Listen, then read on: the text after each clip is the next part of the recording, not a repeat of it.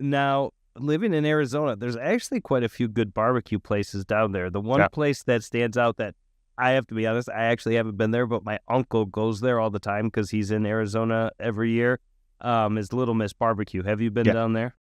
Yeah, Scott, he's an amazing dude. He does so much for barbecue locally here. I think that his brand and how he brought basically Texas-style barbecue to, and he's a great chef. Like that's what people don't realize, that he's also not just a barbecue guy. He can cook, and he can cook really, really well.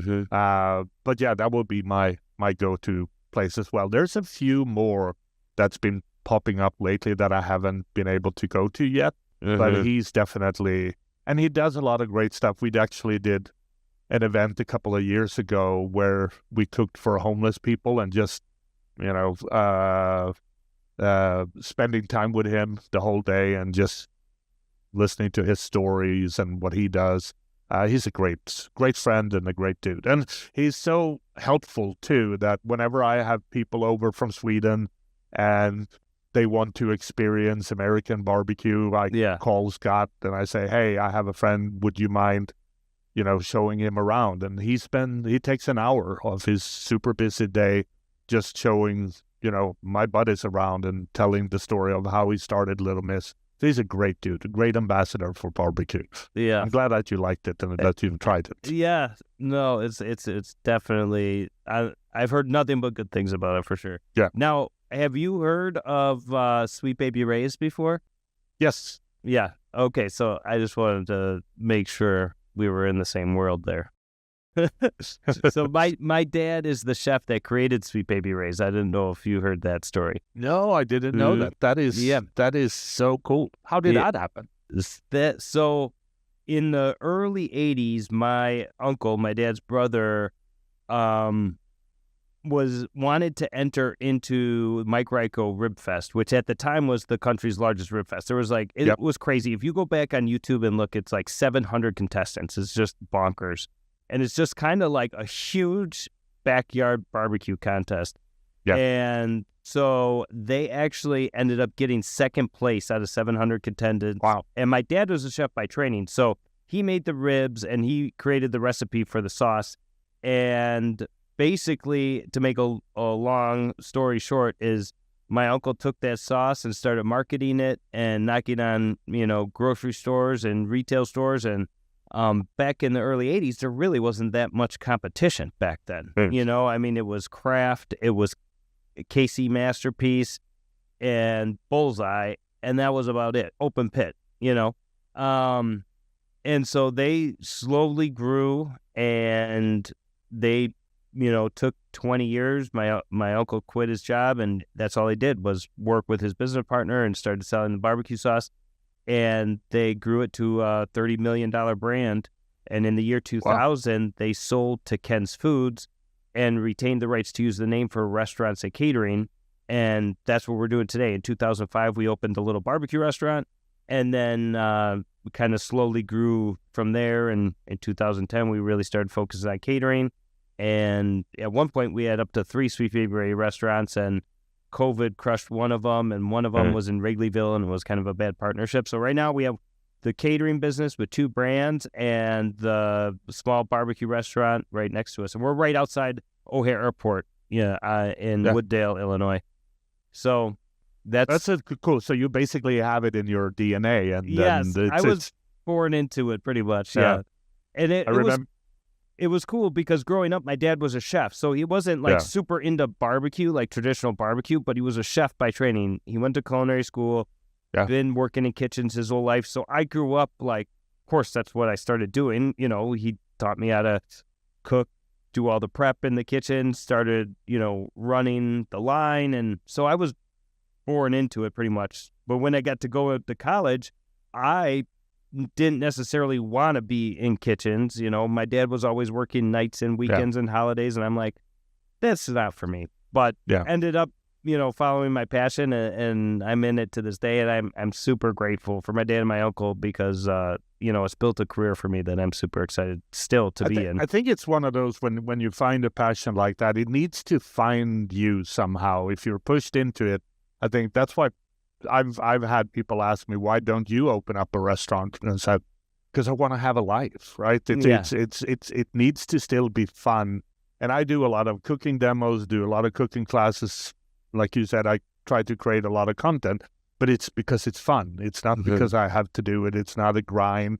It's almost like it helps me deal with all the regular stuff that goes on in life. And what was the restaurant the thing? inspiration for you to start doing content online? Like how long have you been doing it, and like what kind of like pushed you in that direction? What pushed me in that? Oh, I think it was basically when I created my first rub. I was thinking of, I'm a small brand. Most people never heard of Big Swede BBQ before. How do I get it out there? And we're still a small brand. I'm humble enough to realize that when you compare Little Big Swede BBQ to some of the big names out there, it's a big difference. But I'm pretty so I think it was a very calculated way of, if I create content that show people how to use the rubs, they will buy more rubs. And then you start creating content. And when I look back at the videos back then, it's just horrible. They're so bad. The sound is, I drone on for like 20 minutes talking about nonsense. The light is horrible. Everything is oversaturated because I wanted it to look like, it looks like Grand Theft Auto Vice City. Everything is neon and it's oversaturated. And the sound is in one speed. It's just bad. But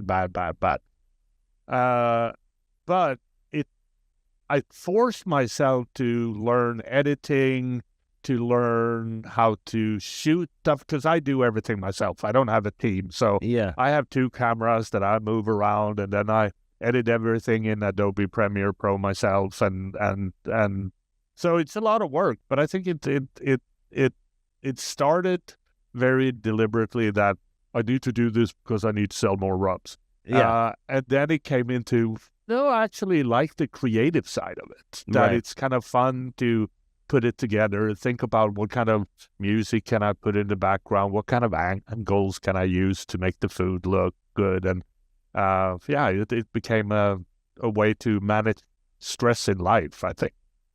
That's super interesting. And that story that you told about like how bad it looked in the beginning and everything like that, that so many people have experienced that. And I feel like so many people would do more if they realize that you'll get better over time. And it only is by doing that you'll get better, because some people are so scared to start making content. I just did a whole presentation at the Cater Source convention about kind of getting outside your comfort zone and just starting, because in the beginning it is going to look like crap. It just is. I mean, the very first Barbecue Like a Boss video we did was a iPhone selfie video of me recording myself talking about the difference of baby back ribs and St. Louis ribs. And now, I mean, if you look at our last post on Instagram, you can see the quality is there. You know, we have a camera person. We have more of attention to detail, and the lighting and the coloring is all correct, you know, but it takes time to get there. We've been doing it for over 4 years now, you know, so. And I think it's also a difference between if you are doing content because you want to be famous, for instance. I couldn't care less about that.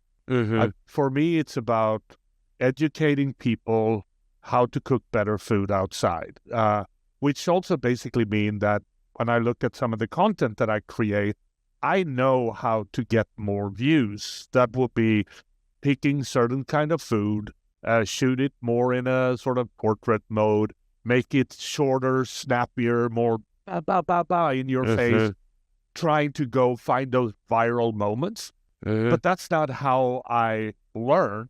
I learn from a little bit slower tempo, a little bit more step by step.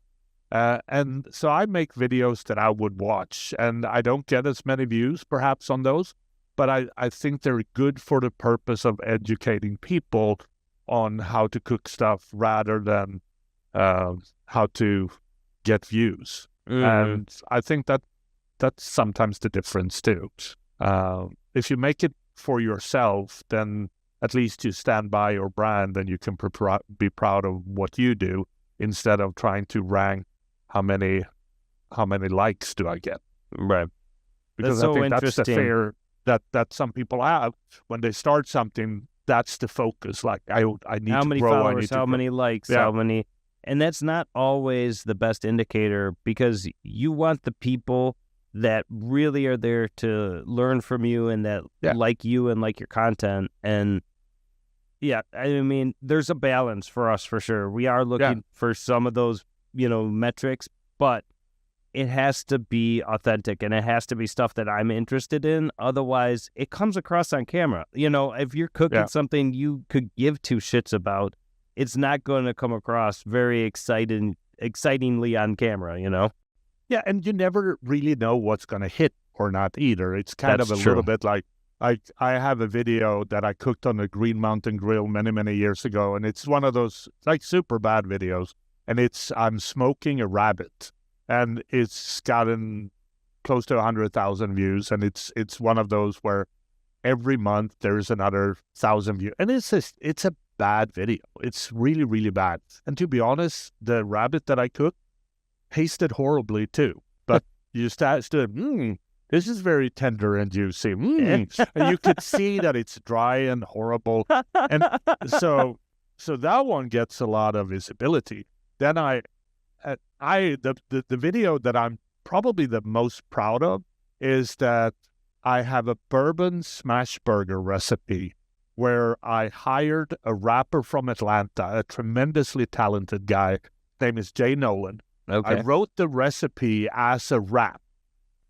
He recorded it, and it's awesome. Start up business, we fire up the art of flame and get the plancha hot. Add some wagyu brisket to a bowl, fill it to the top. Season with the big Swede BBQ burger boost. Add some hickory smoke powder. The smell is incredible. Mixed thoroughly, mold them in the balls. Then we grab a tortilla press to put it to the cars. Get some parchment paper to lay out the patties above and below. You press down, now it's time to run the rest of the show. Stick a butter on the griddle, let some oil to the middle. Slice onions come to play, lay them down, let them sizzle till they caramelize brown. We throwing some bacon now before we start bringing in the patties and set them down until they get crispy. Flambe them in whiskey, flip them over American cheese. Top them is drippy, now we stack them up in threes. Don't cover till the cheese melt. Brush the inside of some brioche and put them on the grill. 30 seconds, now we can assemble the dish. Add bacon to the bottom, 3 patties, we come equipped with some onions till we drizzle in the garlic aioli. Put a bun on the top and that's the end of the story. Put some bourbon smash burgers on the grill. All the people in my city know the deal. And it's lighted perfectly. I cook it on my Artiflame, so there's fire in the background, and I flambe with bourbon. It's the coolest video, and everything is to this badass rap. It's just like boom, boom, boom, and it's such a great video. And crickets, nothing. Oh, no, man. So you never know, and that's the fun part of it too. It's like Is that video on YouTube? I have to go check that out. I think it's on YouTube. Yeah, bourbon smash burger with Jay Nolan. It's one of my proud ones. I think it's awesome, but clearly nobody else did. Well, that's definitely happened to us too before. We're putting out this banger, and then nobody sees it but me and my producer. That's also one reason why Big Swede BBQ makes absolutely no money at all, because as soon as I have a little bit of money on my bank account from rub sales, I always go and do something. So I think we have 2 barbecue songs on Spotify. One is called Badass Backyard Cooking, because that's my cookbook. And one was an anthem that I created called We Are Backyard Heroes. So I hired a guy that was on the 6th season of The Voice. I think he went to the quarterfinals. Ryan White Maloney out of Las Vegas. Super talented guy. So I wrote the lyrics. We created the song together. Then he recorded, and I paid him a ton of money for it. And I go and listen to it, and nobody else is. It's fun. It's something different, right? So let me tell you a story. So in 2008, when everything crashed and the financial crisis and everything, my uncle almost lost everything. Like the business, he definitely lost his mind a little bit. But anyways, he So he wrote a whole record and took old Cool. music and then put his own lyrics to it and then paid a recording studio to record everything. And he's got a whole CD of like 20 songs that he did similar to what you did. And he's got a couple that are actually really good. One was the Super Bowl Shuffle when the Bears won the Super Bowl. Oh, yeah. So that whole song, and then all of our managers had a verse on there where we actually went to the studio and recorded ourselves singing this rap verse.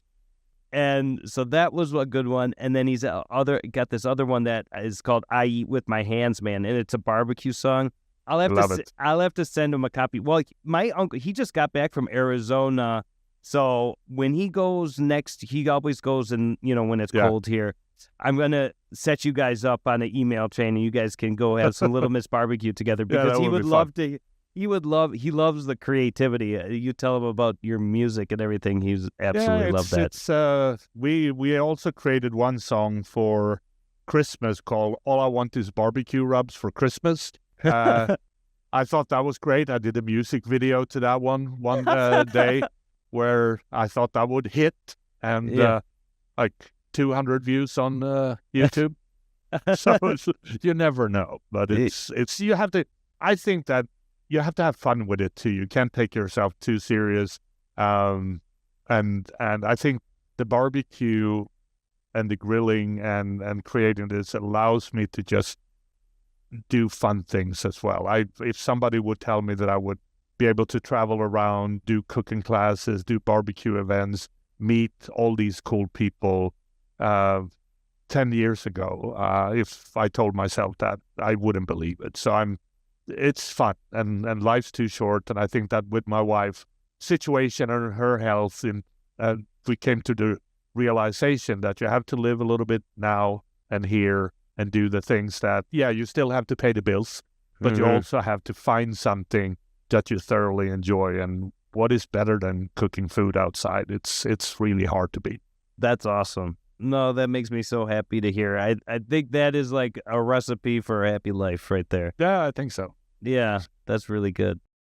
What else do you want to talk about today? Did you have anything else you want to plug or you got coming up? Any events or anything? No, nothing really. I'm not one of the things that being from Sweden, one thing that I found difficult when you move to the US is that in Sweden we have this law called the law of Jante. It was actually a Danish author who was living in Norway who wrote this law about what being a Swedish person means and how you have to live. And basically, you're not allowed to stand out. You're not allowed to be different. What's your favorite color? It's gray. My dad always drove a Volvo, and he's always driven a Volvo, and all his friends drove Volvos. And then our neighbor across the street bought a BMW. Oh. And my dad, you would think that they would go, "Oh, congratulations, you're doing really well." Yeah. Instead, immediately, no, he's not paying taxes. He's probably cheating the IRS in some way. Stealing something. Yeah, stealing something. So that's a little bit the mindset that I grew up with. So when people ask me that, do you want to plug anything? Do you want to tell us something cool about yourself? It's so hard. I just want to... I'm just a barbecue guy. I've people want to follow, and if they like the content, I'm extremely grateful for that, and I appreciate it a lot. Yeah. I'm very, very... I've got some... When you move from a different country and you say goodbye to all your friends and all your families that you built almost 30 years to create relationships with, and you move to another country where you know two people, my wife and my stepson, and you have to build a new community and a new network. You get some of that through work, yes, but I think the barbecue community and the friendships and the people that I've gotten to know, it's been definitely a game changer. I love these people. I love the mindset. I love how willing they are to share, and just good, down-to-earth, honest people that I love to hang out with. So being part of that, and thank you, and clearly you are a testament to that as well, inviting me to participate here and talk a little bit of barbecue for an hour. Yeah, well, I love the mindset of, wanting to give back and show people how to make barbecue, that it's not rocket science, and just it's such a good. Yeah, I loved your story, and I really appreciate you being on the show. And I can't wait to when my uncle goes down to Arizona, I want to hook you guys up, because you would just have a blast talking to him. I love it. He's got so many barbecue stories. He's an open book. And I'm glad that I can educate some of the listeners too, that whenever I meet people and they hear that I'm from Sweden, they say, hey, the Muppet Show, the Swedish chef, meatballs, blah, blah, blah. That's not a Swedish accent. This is what a genuine Swedish accent sounds like. So hopefully we'll kill that Swedish meatballs forever now.